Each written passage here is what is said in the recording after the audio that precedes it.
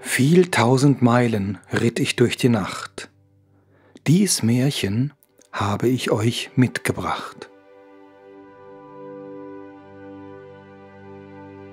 Raureif. Es war dereinst ein Mädchen, das hatte keine Eltern mehr. Es lebte bei seiner Großmutter in einem kleinen, grauen Haus, in einer kleinen, grauen Straße, in einer kleinen, grauen Stadt. Sein Name war Raureif, denn seine Haut war kühl und hell wie der Reif, den die erste Winternacht auf die Felder und die kahlen Äcker legt. Eines Tages, nach einem langen Schweigen, sprach die Großmutter zu Raureif: »Mein Kind, es ist an der Zeit. Der Nachbar zur Rechten hat seine Lider zugetan und sein Haus ist zu Staub zerfallen. Und der Nachbar zur Linken hat seine Lider zugetan und auch sein Haus ist zu Staub zerfallen. Und bald werde auch ich meine Lider zutun.« Da legte Raureif sich ein Tuch zurecht, und in das Tuch legte sie einen Apfel, ein Stück Käse und einen Laib Brot. Und dazu legte sie das Messer der Großmutter, in dessen Klinge war ein Wort eingraviert, und das Wort war »immer treu«. Dann band sie das Tuch zu einem Säcklein zusammen, das sie sich über die Schulter legte. Sie küsste die Großmutter auf die Stirn und verließ das kleine graue Haus. Die kleine Straße ging sie entlang bis zum großen Platz und von dort bis zum Stadttor. Am Stadttor aber stand ein Torwächter. Der war vor Alter fast durchsichtig geworden und er stützte sich schwer auf seinen Spieß. »Es ist hoch an der Zeit«, sagte er, als er das Mädchen erblickte. »Nur wenig länger, und du hättest das Tor aus der Stadt nicht mehr vorgefunden.« Und mit einem leisen Seufzen öffnete er einen Spalt breit eine schwere, hölzerne Türe, die in das Tor eingelassen war, und Raureif schlüpfte hindurch nach draußen vor die Stadt. Von hier aus führte eine schmale Straße fort zum Horizont. Und während das Mädchen mit ruhigen Schritten den Weg aufnahm, zerfiel hinter ihm die Stadt zu einem Häuflein Staub. Und ein leichter Windhauch erfasste das Häuflein und verblies es über die Ebene, so als sei hier nie etwas anderes gewesen als die kahle, leere Fläche, über die die grauen Wolken zogen. Nach einer Weile gelangte Raureif an eine Wegkreuzung, die führte in 4 Richtungen. Da nahm sie das Messer immer treu aus ihrem Säcklein und mit einem kräftigen Zug der Klinge schnitt sie die 5 Finger ihrer linken Hand ab. Der kleine Finger aber verwandelte sich in einen gelben Vogel, der flog nach Süden. Der Ringfinger verwandelte sich in einen grünen Vogel, der flog nach Osten. Der Mittelfinger verwandelte sich in einen roten Vogel, der flog nach Westen. Der Zeigefinger aber verwandelte sich in einen blauen Vogel, an dessen Schwanz 2 lange Federn im Winde wehten, der flog nach Norden. Und auf dem Blute, das aus Raureifs Hand floss wie ein kleines Bächlein, glitt ihr abgetrennter Daumen zu Boden, und als er den staubigen Grund berührte, der schwarz geworden war vom Blute, da verwandelte er sich in einen roten Fuchs. Der umschmeichelte die Beine des Mädchens.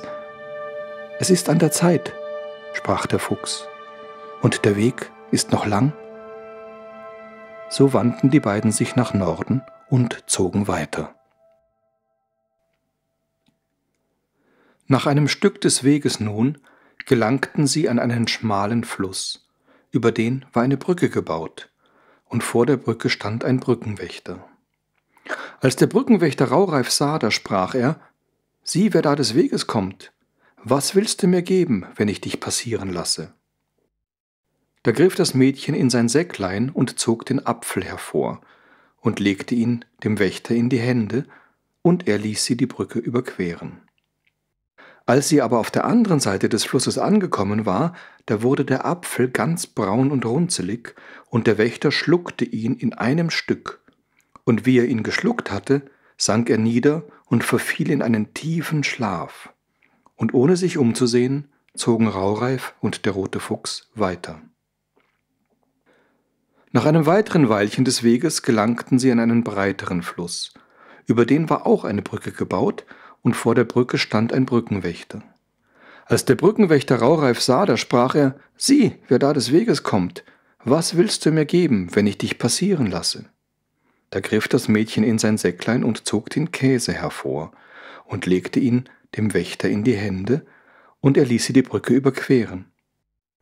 Als sie aber auf der anderen Seite des Flusses angekommen war, da zerfloss der Käse in den Händen des Wächters zu Wasser, und der Wächter trank das Wasser in einem großen Schluck, und wie er es geschluckt hatte, da sank er nieder und verfiel in einen tiefen Schlaf. Und ohne sich umzusehen, zogen Raureif und der rote Fuchs weiter. Gegen Abend nun gelangten sie an einen breiten Fluss. Über den war auch eine Brücke gebaut, und vor der Brücke stand ein Brückenwächter. Als der Brückenwächter Raureif sah, da sprach er: »Sieh, wer da des Weges kommt. Was willst du mir geben, wenn ich dich passieren lasse?« Da griff das Mädchen in sein Säcklein und zog das Brot hervor und legte es dem Wächter in die Hände, und er ließ sie die Brücke überqueren. Als sie aber auf der anderen Seite des Flusses angekommen war, da wurde das Brot in den Händen des Wächters zu einem großen Stein, und der Wächter sprach: »Du hättest den Fluss, der zugefroren ist, auch über das Eis überqueren können, doch du hättest nicht gut daran getan.« Dann schluckte er das steinerne Brot in einem Stück, und wie er es geschluckt hatte, da taumelte er zu Boden wie ein trockenes Blatt und glitt langsam die Uferböschung hinab, glitt wie durch einen Schleier durch das spiegelglatte Eis und sank bis zum Grund des glasklaren Flusses, wo er in einen tiefen Schlaf verfiel. Und ohne sich umzusehen, zogen Raureif und der rote Fuchs weiter.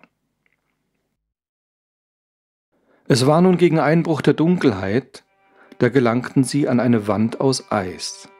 Die reichte vom linken Horizont bis an den rechten Horizont und oben bis in die grauen Wolken, die dunkler und dunkler wurden. Da stellte sich der rote Fuchs auf seine Hinterbeine und schritt auf die Eiswand zu, die glatt war wie ein Spiegel. Und als er die Wand berührte, glitt er durch sie hindurch, wie durch einen Schleier. Da wandte der Fuchs sich um, und Raureif sah, dass er zu einem jungen Mann geworden war, der trug ein großes Fuchsfell um die Schultern. Und der Fuchsmann sprach zu Raureif: »Ich will dir mein Herz schenken, doch zuerst musst auch du mir etwas schenken. Dein Messer ist, was ich begehre.« Da zögerte Raureif einen langen Atemzug, doch dann zog sie das Messer immertreu aus ihrem Säcklein, nahm die Klinge in ihre rechte Hand und reichte es dem Fuchsmann hin.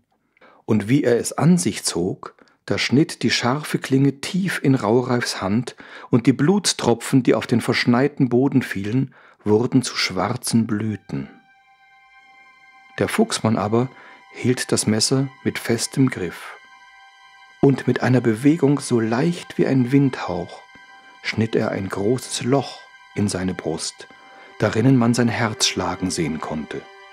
Und mit beiden Händen nahm er sein pochendes Herz heraus und bot es Raureif dar.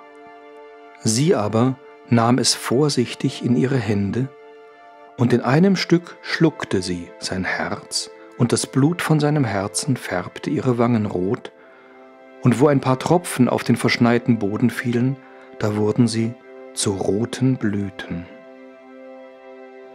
Da lüftete sich der Eisschleier der Wand, und die dunklen Wolken sanken zu Boden als eine Decke von Eiskristallen, und der herrlichste schwarze Nachthimmel erhob sich über Raureifs Haupt, und 1000 Sterne funkelten in den schönsten Tönen von Blau. Und aus den hellsten Sternen formte sich ein blauer Vogel, der hatte 2 lange Schwanzfedern, die reichten vom linken Horizont bis an den rechten Horizont. Und der Vogel sprach: Siehe, Raureif, dies ist deine Nacht, auf die du stets gewartet hast. Und der blaue Vogel bot der jungen Frau seine Schwanzfedern an wie eine lange Treppe zu den Sternen. Und bis auf den heutigen Tag kann man ganz im Norden des Eislands, in der längsten Nacht, am Himmel die Gestalt einer jungen Frau erkennen, Seite an Seite mit dem roten Fuchs.